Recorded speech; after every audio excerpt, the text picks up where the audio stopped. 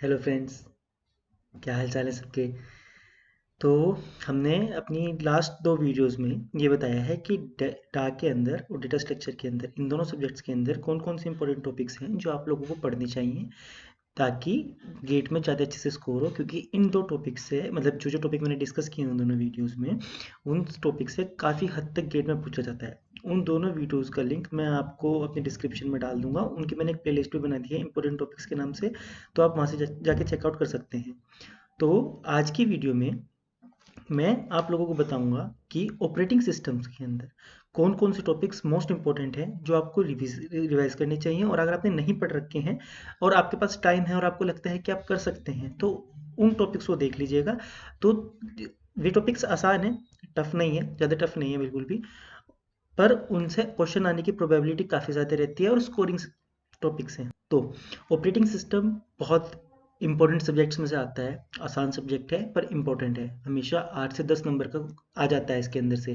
तो पहले हम आते हैं इंट्रो पे। तो इंट्रो के अंदर आप लोगों को बस ये पता होना चाहिए कि ऑपरेटिंग सिस्टम क्या होता है, सिस्टम कॉल्स कैसे होते हैं, सिस्टम कॉल क्या होती है, ठीक है, ड्यूल मोड ऑपरेशंस कौन कौन से होते हैं, कर्नल मोड और यूजर मोड जो भी है अपना, प्रिविलेज और नॉन प्रिविलेज इंस्ट्रक्शंस कौन कौन सी होती हैं, ये बेसिक है, ये थ्योरी है। और फोर कॉल्स के ऊपर कभी कभार एक क्वेश्चन आ जाता है, फॉर्मूला है इसका सीधा डायरेक्ट कि कितने नंबर ऑफ फोर कॉल्स लगेंगी, वो फॉर्मूला याद कर लीजिएगा, ये काम हो जाएगा। इतना टफ नहीं है, खाली थियरी है, ये काइंड ऑफ थियरी है, आप पढ़ लेंगे तो वेल एंड गुड। ये अगर कोई क्वेश्चन 1 नंबर में फंस गया तो आराम से हो जाएगा। थियरी है, इतना टफ नहीं है, नॉर्मल है, बिल्कुल बेसिक सी चीज़। अब आते हैं हम अपने इंपॉर्टेंट टॉपिक्स पे जो न्यूमेरिकल हैं और जिस पे पूछने की प्रोबेबिलिटी काफ़ी ज़्यादा बढ़ जाती है। वो है अपना पहले नंबर पे तो आता है प्रोसेस कॉन्सेप्ट्स, जिसके अंदर आपका प्रोसेस स्टेट डायग्राम आता है। और उस प्रोसेस स्टेट डायग्राम आपको ए टू जेड पता होना चाहिए, बिल्कुल पता होना चाहिए कि कौन सी जॉब कब रेडी स्टेट में होगी, और उसके बाद कौन सी अपनी वेट स्टेट में पहुंच जाएगी, और कौन सी अपनी टर्मिनेट स्टेट में पहुंच जाएगी, कौन सी रनिंग में पहुंचेगी, किस किस तरीके से काम चल रहा है, और कौन कौन से शेड्यूलर्स उस टाइम काम कर रहे हैं। मान लीजिए कौन सा लॉन्ग टर्म शेड्यूलर है, शॉर्ट टर्म शेड्यूलर कहाँ पे काम कर रहा है, या फिर अपना मिड टर्म शेड्यूलर कहाँ पे काम कर रहा है, कॉन्टेक्स्ट स्विचिंग कैसे हो रही है। तो ये सब चीज़ों का ध्यान आपको बहुत अच्छे से देके चलना है। प्रोसेस कॉन्सेप्ट्स के ऊपर क्वेश्चन आ जाते हैं, ये टफ नहीं है, डायग्राम आपको अच्छे से याद होना चाहिए, आप इसको देख लीजिएगा। अच्छा, उसके बाद आते हैं हम सीपी शेड्यूलिंग पे, जो कि मोस्ट इंपॉर्टेंट है और बहुत आसान है। इसके अंदर कुछ भी रॉकेट साइंस नहीं है, बिल्कुल आसान है, कॉन्सेप्ट अच्छे से आप समझेंगे तो हो जाएगा। मतलब अराइवल टाइम क्या है, वेटिंग टाइम क्या है, टर्न अराउंड टाइम क्या है, और ये सब कुछ है इसके अंदर, जिसके अंदर और कुछ जो काफ़ी इंपॉर्टेंट शेड्यूलिंग्स हैं वो हो गया एफ सी एफ एस, मतलब first come first serve, S J F shortest job first, S R T F shortest remaining time first, ये वाली काफ़ी इंपॉर्टेंट है, ये अच्छे से पूछी जाती है, मतलब काफ़ी क्वेश्चन आ जाते हैं, 2-2 नंबर के भी क्वेश्चन आ जाते हैं इससे। तो ये देख लीजिएगा। राउंड रोबिन, ये भी बहुत आसान है, मतलब आसान आसान तो सब ये ही है, मेरे कहने का मतलब है कि ये भी काफ़ी इंपॉर्टेंट है।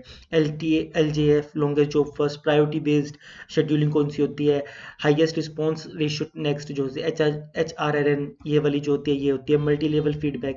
तो ये सारी की सारी शेड्यूलिंग्स आप देख लीजिएगा, और इसके बारे में एक एक चीज़ पता होनी चाहिए कि कौन सी शेड्यूलिंग के अंदर अपनी स्टारवेशन कंडीशन लग सकती है, कौन सी के अंदर एजिंग लगती है, किसके अंदर स्टारवेशन हम हटा सकते हैं, किसके अंदर स्टारवेशन नहीं लगती है, कितनी किस शेड्यूलिंग के अंदर कॉन्टेक्स्ट स्विचिंग ज़्यादा लगती है, किसके अंदर कम लगती है, कौन सी शेड्यूलिंग ऐसी है जिससे हमारा टर्न अराउंड टाइम या वेटिंग टाइम कम हो सकता है, कौन सी शेड्यूलिंग हमारी किस कंडीशन में अच्छी है, वो सब आप देख लीजिएगा यहाँ से। और मतलब प्रीएम्प्टिव नॉन प्रीएम्प्टिव, अगर हम इसमें प्रीएम्प्शन लगा दे तो क्या होगा, नॉन प्रीएम्प्शन लगा दे तो क्या होगा, आसान है, इसको देख लीजिएगा, ये मोस्ट इंपॉर्टेंट है, मतलब ये सबसे ज़्यादा इंपॉर्टेंट है, क्योंकि इस पे आराम से 2 नंबर के क्वेश्चन भी फंसते हैं, 1 नंबर के बनते हैं, कभी कभार तो 3-3 नंबर के क्वेश्चन आ जाते हैं शेड्यूलिंग से। तो इसको देख लीजिएगा। अच्छा, उसके बाद आते हैं हम सिंक्रोनाइजेशन पे। अगर कोई टॉपिक ऐसा है जो सीपीयू शेड्यूलिंग के बाद इंपॉर्टेंट है या सीपीयू शेड्यूलिंग के बराबर है उसकी इंपॉर्टेंस, तो वह है synchronisation. Synchronisation one of the most important topic बोल सकते हैं हम सीपीयू शेड्यूलिंग के साथ, जो हमारे ओएस का पार्ट है। इसके अंदर आपको एक एक चीज़ पता होनी चाहिए सिंक्रोनाइजेशन की, कि कैसे हम सिंक्रोनाइज कर सकते हैं, कैसे क्या होता है, अपना प्रोड्यूसर कंज्यूमर प्रॉब्लम क्या है, और मतलब कोई भी जो भी एक्स वाई जेड है इसके अंदर वो सब हमें पता होना चाहिए। डेकर्स एल्गोरिदम कैसे लगती है, पीटरसन एल्गोरिदम कैसे लगती है, सीमा फोर्स मोस्ट इंपॉर्टेंट है, काउंटिंग सीमा फोर हो गया अपना, और अपना ये बाइनरी सीमा फोर्स हो गया, ये सीमा फोर्स बहुत इंपॉर्टेंट है। सीमा फोर्स आपको देख के जाने हैं कि आपको क्वेश्चन किस तरह पूछे जाते हैं यहाँ पे, आपको प्रोग्राम दे देंगे, 2 प्रोग्राम दे देंगे और बोल देंगे, और उसके अंदर आपको स्पेस छोड़ देंगे ब्लैंक, और आपको पूछ लेंगे कि हाँ, और काउंटिंग सीमाफोर दे देंगे आपको, या फिर बाइनरी सीमाफोर दे देंगे, तो बोल देंगे कि कौन सी सीक्वेंस में ये होने चाहिए अगर इन दोनों प्रोग्राम को कॉन्करेंटली या सिंक्रोनाइजेशन के साथ रन करना है। तो बिल्कुल ये दोनों आप प्रोग्राम बिल्कुल सिंक्रोनाइज काम करें, तो वो सब अच्छे से देख के चलना है। तो उसके लिए आपको सीमाफोर्स पढ़ने पड़ेंगे बहुत अच्छे से, तो सीमाफोर्स पढ़ लीजिएगा। एक बार तो ऐसा हुआ था कि पीटरसन एल्गोरिदम थी, और उन्होंने वहाँ पे कोड दे दिया था पीटरसन एल्गोरिदम का, कहीं मेंशन नहीं था कि कौन सी एल्गोरिदम है, बस खाली कोड दे दिया था और वहाँ पे पूछ लिया था, स्पेस दे दिया था, और उसके 4 ऑप्शन दे दिए थे, मतलब कोड के अंदर ही, कि कौन सा स्टेटमेंट इस लाइन में फिट बैठना चाहिए। तो वो देख, अगर आपने पढ़ रखी होगी पीटरसन एल्गोरिदम, तो आपको समझ में आ जाएगा कि हाँ, ये वाले पीटरसन एल्गोरिदम का पूछा हुआ है, तो पीटरसन एल्गोरिदम लगानी है यहाँ पे। तो इस तरह से क्वेश्चन पूछे जा सकते हैं, तो देख लीजिएगा। और इसके बाद कॉन्करेंट प्रोग्रामिंग के ऊपर क्वेश्चन आ जाते हैं। कॉन्करेंट प्रोग्रामिंग थोड़ा, मैं बोलता हूँ कि वैसे तो टफ नहीं है, लेकिन फिर भी थोड़ा सा ऐसा है जो आपको ज़्यादा दिमाग इसमें लगाना पड़ेगा। मतलब अगर आपको इसे अच्छे से मास्टर करना है, तो थोड़ा सा आपको इसमें टाइम देना पड़ेगा, क्योंकि आपको हर चीज़ देख के चलनी पड़ती है कि आपको कौन सी चीज़, कौन सी वेरिएबल कहाँ पर रोकना है। मान लीजिए x=1 है और x=2 है, तो आपको उसमें बीच में रोकना पड़ेगा। उसके कई सारे केसेस देखने पड़ेंगे। 2 नंबर का क्वेश्चन आता है, लेकिन अगर आपको इस टाइम इसको मास्टर करना है ना, तो आपको इसमें टाइम लगेगा, इसलिए मैं इसको रिकमेंड नहीं करता हूँ। हालांकि टॉपिक इंपॉर्टेंट है, लेकिन मैं इसको रिकमेंड नहीं कर रहा हूँ, क्योंकि इसमें टाइम थोड़ा लग सकता है आपको। तो इसलिए ये वाला मैं देख रहे, मतलब रख दिया है यहाँ पे। अच्छा, फिर आते हैं हम डेडलॉक्स पे। डेडलॉक्स भी सीपीयू शेड्यूलिंग और सिंक्रोनाइजेशन की तरह आसान टॉपिक है, और काफ़ी इंपॉर्टेंट टॉपिक है। इसके अंदर न्यूमेरिकल अगर कोई बनता है, तो वो बैंकर्स एल्गोरिदम पे बनता है, जो हमारा डेडलॉक अवॉइडेंस है, उसके ऊपर हमारा न्यूमेरिकल बनता है। उसके अलावा थ्योरी चीज़ है, लेकिन थ्योरी में भी आपको एक एक चीज़ बहुत ध्यान से देखनी पड़ेगी, कि नेसेसरी और सफिशिएंट कंडीशन क्या होंगी, अपना रेस कंडीशन क्या होती है, डेडलॉक प्रिवेंशन कैसे होता है, डेडलॉक डिटेक्शन कैसे होता है, अगर डेडलॉक आ गया तो उसको रिकवर कैसे करेंगे। तो आपको ये सब A to Z आपको डेडलॉक के बारे में पता होना चाहिए। टफ नहीं है, ज़्यादा टाइम नहीं लगेगा, आराम से हो जाएगा। क्योंकि मेन जो चीज़ है ना, जैसे जो हमने अब तक डिस्कस की है, उसमें एक तो ये इंट्रो पार्ट है, ये काइंड ऑफ थियरी है, क्योंकि आपको इसमें कुछ ज़्यादा नहीं है, आपको बस याद रखना है कि हाँ, कौन कौन सी आपकी जो इंस्ट्रक्शंस है वो प्रिविलेज है, नॉन प्रिविलेज है, ड्यूल मोड में हमारा कैसे काम होता है, कर्नल कैसे काम करता है, कॉन्टेक्स्ट स्विचिंग कैसे होती है। ये सब थ्योरी पार्ट है, इसमें कुछ इतना खास टफ नहीं है। ठीक है। खाली इसमें जो इंट्रो में न्यूमेरिकल आता है, वो 4 कॉल्स पे आता है, और वो भी आसान से आराम से हो जाता है, क्योंकि एक फॉर्मूला है इसका, ये आराम से हो जाएगा। अच्छा, इसी तरह डेडलॉक है, डेडलॉक भी मोस्टली थियरी है, सिवाय बैंकर्स एल्गोरिदम की। बैंकर्स एल्गोरिदम पे आपके न्यूमेरिकल आ जाते हैं, और ज़्यादातर जो न्यूमेरिकल आते हैं वो बैंकर्स एल्गोरिदम पे ही आते हैं। एक आपको दे देंगे और बोल देंगे कि कौन कौन सी हमारी जॉब्स हैं जो आराम से जो डेडलॉक में फंस सकती हैं, या कुछ इस तरीके से आ सकती हैं। तो बैंकर्स एल्गोरिदम के ऊपर न्यूमेरिकल आते हैं, बाकी मोस्टली थियरी है। ठीक है। FCFS, ये जो अपना सीन है, सीपीयू शेड्यूलिंग, इसके अंदर ज़्यादातर ज़्यादातर क्या, हमेशा एक काइंड ऑफ 90% न्यूमेरिकल आते हैं। कभी कभार एक थियरी आ गया, और वो भी कैसे, स्टारवेशन का क्या होगा और कैसे होगा, या आपको दे दिया कि चार दे दिया आपको शेड्यूलिंग, और बोल देंगे सबसे कम टर्न अराउंड टाइम किस में लगेगा, वो भी काइंड ऑफ न्यूमेरिकल से ही होते हैं। तो वो यहाँ हो गया। अच्छा, सिंक्रोनाइजेशन के ऊपर सेम तरीका है, एक ही चीज़ पूछती है, आपको 2 कोड दे देगा और बोल देगा कि इन दोनों को सिंक्रोनाइज कैसे काम करना है, तो सिंफोर्स कैसे काम करेंगे। तो कुछ फिक्स पैटर्न है गेट के, जो वो इन तरीके के क्वेश्चंस पे पूछती है। अच्छा, सेम जैसे थियरी का मैं आपको बता रहा था, उसी तरीके से अपना थ्रेड्स है। यूजर लेवल थ्रेड कैसे क्या होता है, कर्नल लेवल थ्रेड क्या होता है, कि दोनों में क्या फ़र्क है, किस में ज़्यादा कॉन्टेक्स्ट स्विचिंग होगी, किस में कम कॉन्टेक्स्ट स्विचिंग होगी, कौन कौन सी मतलब शेड्यूलिंग लग सकती है इसमें। तो ये सब थियरी पार्ट है, आप इसको भी देख लीजिएगा, एक नंबर का क्वेश्चन इसमें से भी फंस जाता है। अच्छा, अब हम आते हैं यहाँ पे, अब हमारे बचते हैं पूरे ओएस ही समझ लीजिए, हमारा 50% ओएस हो चुका है यहाँ तक। अब हमारे बचते हैं 2 टॉपिक, तो मेमोरी मैनेजमेंट और एक फाइल सिस्टम। ठीक है, तो पहले मैं फाइल सिस्टम पे आ जाता हूँ। फाइल सिस्टम के अंदर आपको डिस्क शेड्यूलिंग कैसे होती है, इस पे आराम से आपका 1 से 2 नंबर के क्वेश्चन आ जाते हैं, 1 to 2 मार्क्स, जिसके अंदर आपके मतलब अलग अलग तरीके की डिस्क शेड्यूलिंग होती हैं, जिसके अंदर सर्कुलर की होती है, एक पूरी डिस्क कैसे मूव करेगी, कैसे कैसे मूव करेगी, वो देख लीजिएगा। आसान है, बहुत आसान है, कुछ टफ नहीं है, 1 से 2 नंबर का आराम से फंस जाता है। अच्छा, यूनिक्स आई नोड की जो हमारी इंडेक्सिंग होती है, इसके अंदर ही जो डिस्क शेड्यूलिंग के अंदर, ये देख लीजिएगा। ये भी आपके करीब करीब 2 मार्क्स का क्वेश्चन इसमें से आ जाता है। चांसेस ठीक ठाक हैं इसके, मतलब हर 2 साल में एक बार क्वेश्चन आ जाता है, हर 3 साल में एक बार क्वेश्चन आ जाता है, इस पे भी तो आप इसको देख लीजिएगा, ये ठीक है, अच्छा टॉपिक है। तो मतलब कुल मिला के यहाँ पे फाइल सिस्टम भी खत्म होता है आपका, क्योंकि डिस्क जो नॉर्मल डिस्क है, डिस्क मतलब जो भी आपको डिस्क के बारे में पढ़ना है, वो थियरी पार्ट है। लेकिन उसके बाद फिर उस पर न्यूमेरिकल बन जाते हैं, कि लेटेंसी कैसे निकालेंगे, क्या लेटेंसी होनी चाहिए, तो ये आप देख लीजिएगा। ठीक है। और डिस्क शेड्यूलिंग देख लीजिएगा, ये बहुत आसान है, बहुत ज़्यादा आसान है। और मतलब मैं बताऊं, आप इसे 15 मिनट में आराम से समझ सकते हैं, और 15 मिनट में आपको एक नंबर दे जाएगा। तो ये देख लीजिएगा, ये बहुत आसान है। यूनिक्स आई नोट का एक फॉर्मूला है, वो फॉर्मूला देख लीजिएगा, और उस पर दो न्यूमेरिकल देख लीजिएगा, जो भी आप लोगों ने नोट्स वगैरह में देख रखे होंगे, हो रखा होगा कि वो फॉर्मूला किस तरह इंप्लीमेंट हो रहा है। उतना भी समझ लेना आपने, आपको ज़्यादा से ज़्यादा आधा घंटा लगेगा इसके अंदर, लेकिन आपके 2 नंबर फिक्स हो जाएंगे अगर ये पेपर के अंदर आता है तो यहाँ तक आते आते हमारे ऑलमोस्ट 70% खत्म हो चुका है ओएस। बच रहा है हमारा मेमोरी मैनेजमेंट, जो कि बिल्कुल हमारा इसके प्रोसेस मैनेजमेंट की तरह ही इंपॉर्टेंट है। ठीक है।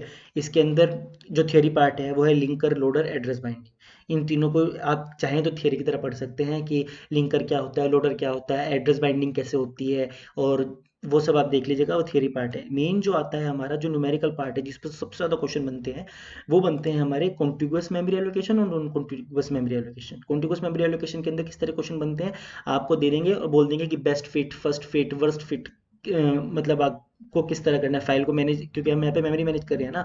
तो आपको दे देंगे कि एक मेमोरी हमारी है, रैम का साइज इतना है, तो हम लोगों को कोई प्रोसेस है वो डालना है, और फिक्स साइज है इसका। तो बताइए कि बेस्ट फिट कैसे करेंगे, वर्स्ट फिट कंडीशन में कैसे होगा, फर्स्ट फिट कंडीशन में कैसे होगा, तो कौन सी बेस्ट है इस केस में, वो देख लीजिएगा। 1 नंबर का बनता है इससे, मैं यहाँ पे लिख भी देता हूँ कि ज़्यादा से ज़्यादा 1 नंबर का बनता है, और कभी पूछ ले तो 2 नंबर का, इससे ऊपर नहीं पूछता कभी इसमें। लेकिन जो ये नॉन कॉन्टिग्यूअस है, पेजिंग, इस पे बन जाते हैं आपके आराम से 2 से 4 नंबर के क्वेश्चंस, क्योंकि कभी कभार यहाँ पे 2 नंबर को तो आपका एक आ ही आ जाता है, फिक्स है, 2 नंबर का तो आएगा ही आएगा यहाँ से।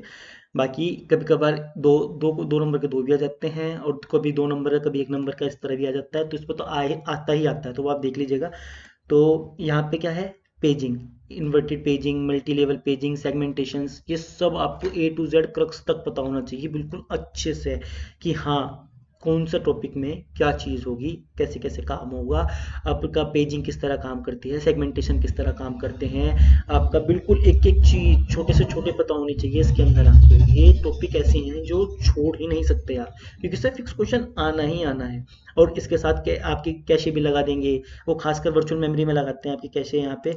ये वो जो अपना सीओ का पार्ट है ना, कैशे, वो यहाँ पे इम्प्लीमेंट कर देते हैं वर्चुअल मेमोरी में, क्योंकि वर्चुअल मेमोरी के अंदर आपकी डिमांड पेजिंग, वो डिमांड पेजिंग हो गया, पेज फॉल्ट हो गया, पेज रिप्लेसमेंट एल्गोरिदम्स हैं, ठीक है, थ्रेशिंग हो गया।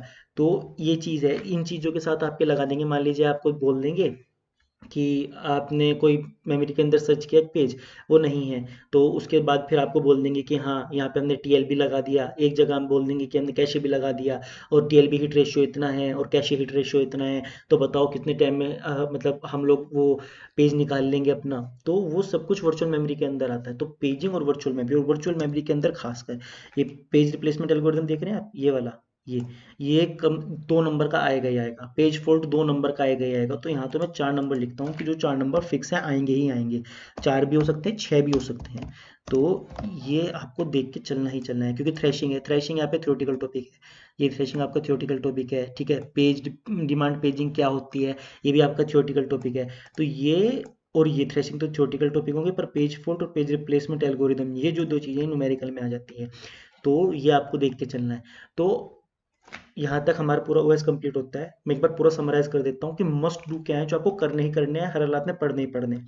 तो देख लीजिए, एक तो हो गया सीपीयू शेड्यूलिंग, आपको करना ही करना है, फिक्स है, 2 नंबर का क्वेश्चन तो एक मिनिमम आएगा ही आएगा। सीपीयू शेड्यूलिंग तो आपको करके ही जाना है, और बहुत आसान है, बहुत आराम से हो सकते हैं। सिंक्रोनाइजेशन, सिंक्रोनाइजेशन बहुत, मतलब बहुत बार ऐसा होता है कि सिंक्रोनाइजेशन अच्छे से समझ में नहीं आ पाता, लेकिन इससे क्वेश्चन फिक्स आता है। तो पहले मैं ये बोलूंगा कि मोस्ट इंपॉर्टेंट तो है, लेकिन आप इसको लास्ट में देखिएगा। ये मेरा सजेशन है कि मोस्ट इंपॉर्टेंट तो है ये, लेकिन इसे लास्ट में देखिएगा जब आप सब काम कंप्लीट कर लें, क्योंकि ये टॉपिक ऐसा है ना कि थोड़ा समझने में दिक्कत होती है। कुछ को तो बहुत अच्छे से समझ में आ जाता है, कुछ तो एक बार में ही करना स्टार्ट कर देते हैं, लेकिन कुछ को समझने में टाइम लगता है इसको। तो ये थोड़ा सा टाइम कंज्यूमिंग है, मैं इसके आगे भी लिख देता हूँ कि थोड़ा टाइम कंज्यूमिंग है ये। तो इसको थोड़ा बाद में देख लीजिएगा। और बाकी डेडलॉक बहुत आसान है, बिल्कुल टाइम नहीं लगता। हाँ, और ऐसे ही फिर हम ना यहाँ पे पेजिंग हो गया, पेजिंग देख लीजिएगा, क्योंकि देखिए अपना सीपीयू शेड्यूलिंग से फिक्स है, आएगा ही आएगा। डेडलॉक से फिक्स है, आएगा ही आएगा 2 नंबर का। ठीक है, अपना पेजिंग के अंदर फिक्स है कि 2 नंबर का तो आएगा ही आएगा, फिक्स है। और वर्चुअल मेमोरी के अंदर भी आपका फिक्स है, क्या तो पेज रिप्लेसमेंट एल्गोरिदम होगा या पेज फॉल्ट होगा, वो भी आएगा ही आएगा। तो ये 4 टॉपिक तो ऐसे हैं जो आपके आएंगे ही आएंगे। आप कुछ मतलब अगर आपने कुछ भी नहीं कर रखा है ना इसके अंदर, आप इन 4 टॉपिक को पढ़ लीजिए, सीपीयू शेड्यूलिंग, डेडलॉक, पेजिंग और वर्चुअल मेमोरी। करीब करीब समझ लीजिए, अगर आपने इतना भी कर लिया ना तो 10 में से 6 नंबर आपके फिक्स हैं जो हो जाएंगे आपकी।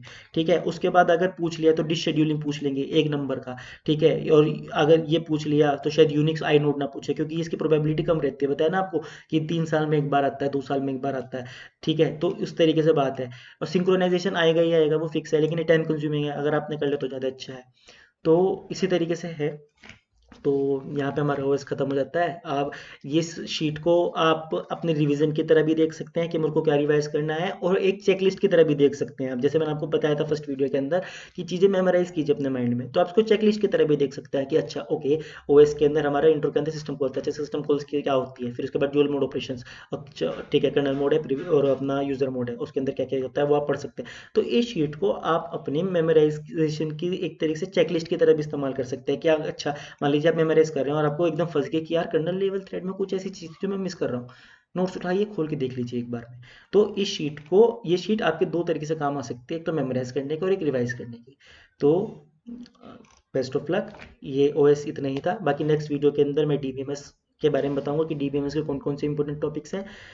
तो बस इतना ही है। और हाँ, प्लीज़ लाइक कीजिए, शेयर कीजिए, सब्सक्राइब कीजिए, और अगर आपको कोई भी डाउट आ रहा है किसी भी चीज़ से रिलेटेड तो आप कमेंट भी कर सकते हैं। मैं पूरी कोशिश करूँगा आपके कमेंट्स का जल्दी से जल्दी रिप्लाई करने की। तो प्लीज़ लाइक भी कीजिए, शेयर भी कीजिए, सब्सक्राइब भी कीजिए, क्योंकि सब्सक्रिप्शन इज़ मस्ट। तो all the best and have a nice preparation. Thanks.